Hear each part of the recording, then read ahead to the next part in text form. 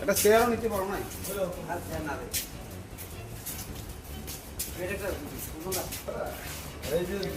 শনিবার গভীর রাতে মাথাভাঙ্গা এক ব্লকের শিকারপুর গ্রাম পঞ্চায়েত এলাকায় রাজ্য সড়কে দুর্ঘটনার কবলে পড়ে শীতলকুচি বিধানসভার বিজেপি প্রার্থী সাবিত্রী বর্মনের গাড়ি।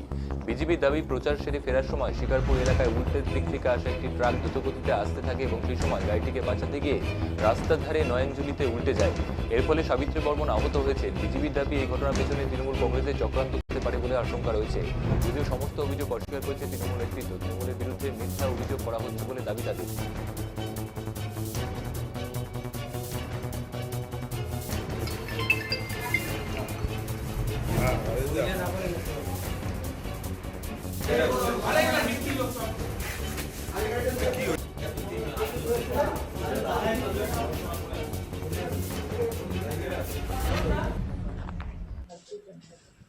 আপনি আজকে কোথা থেকে কোথায় আসছিলেন? আমরা আজকে প্রচার ছিল মধ্যশুদ্ধ থেকে, তারপরে কীর্তনে গিয়েছিলাম।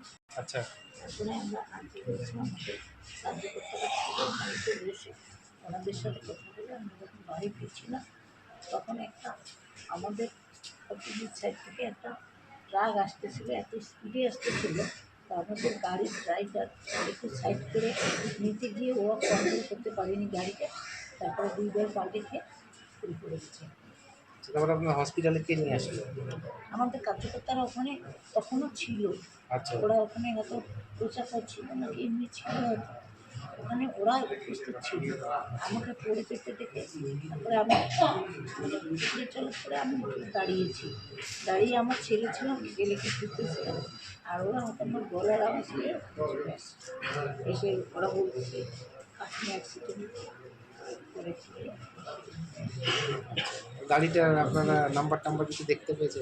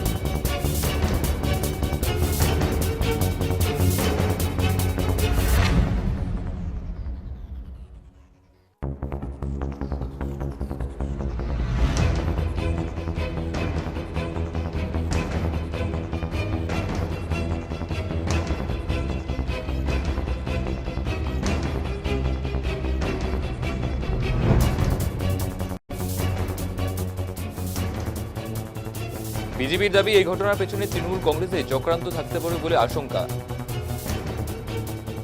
আপনাদের। অ্যাকচুয়ালি আমরা প্রচার করে বাড়িতে ফিরছিলাম, আমরা শিকারপুর সংলগ্ন এরিয়া যাওয়ার পথে হঠাৎ করে আচমকা ট্রাক আমাদের গাড়িতে ধাক্কা দেওয়ার মুখী করে সামনাসামনি নিয়ে এসে, তখন আমাদের গাড়িটাকে বাঁচানোর জন্য আমরা সাইড দিয়ে গাড়িটি নিয়ে গাড়িটা পাল্টে গেছে। অ্যাকচুয়ালি আজকে যে ঘটনাটা ঘটেছে তাতে করে আমরা 100% মানে নিশ্চিত যে এটা ষড়যন্ত্র ছিল, কারণ আজকে আমাদের গাড়িতে স্ল্যাগও লাগানো ছিল। এটা আমাদের মনে হচ্ছে যে ডামাডোল চলছে এরিয়ার মধ্যে, তাতে করে মনে হচ্ছে পুরো একটা প্রি প্ল্যানিং আমাদের পাশ থেকে প্রাণী মারা যাওয়ার কোনো প্ল্যান ছিল। আসলে ঘটনাটা কত সত্যি কি ওটা কি মুখোমুখি চলে এসেছিল? মুখোমুখি, গাড়ি পুরো স্পিডে ছিল, ট্রাকটা আমাদের সামনে চলে আসছিল, তখন ট্রাকের হাত থেকে বাঁচানোর জন্য গাড়িটা সাইড করে নিয়ে যাওয়ার মতো গাড়িটা পাল্টে। তো এটা আমরা আশঙ্কাবাদী এটাই যে ভোটের আবহে এরকম ঘটনা, এটা আমরা মানে নিঃসন্দেহে বলতে পারি হতে পারে তৃণমূলের কোনো চক্রান্ত, পুলিশ তদন্ত করলে সেটা উপরে উঠে আসবে। আপনার নাম কি দায়িত্বে আছেন? আমি কুচবিহার জেলা সদস্য। যদিও সমস্ত অভিযোগ অস্বীকার করেছে তৃণমূল নেতৃত্ব, তৃণমূলের বিরুদ্ধে মিথ্যা অভিযোগ করা হচ্ছে বলে দাবি তাদের।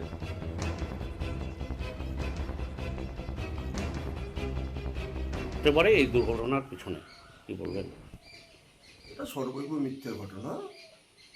রাত 11:30টার দিকে ট্রাকগুলো দুর্দান্ত গতিতে তারা চালায়, তাই ট্রাকের কবলে পড়েছে তারা। এক্ষেত্রে একটা বিরোধী দলনেত্রী হিসাবে শাসক দলকে দোষারোপ করা এটা অভ্যাসে পরিণত হয়েছে বিজেপি দলে, তাই তারা করেছে। এই ঘটনার সঙ্গে শাসক দলের কোনো যোগসূত্র নেই। আপনার নাম গিরিন্দ্র বর্মন, ডিস্ট্রিক্ট চেয়ারম্যান। কেন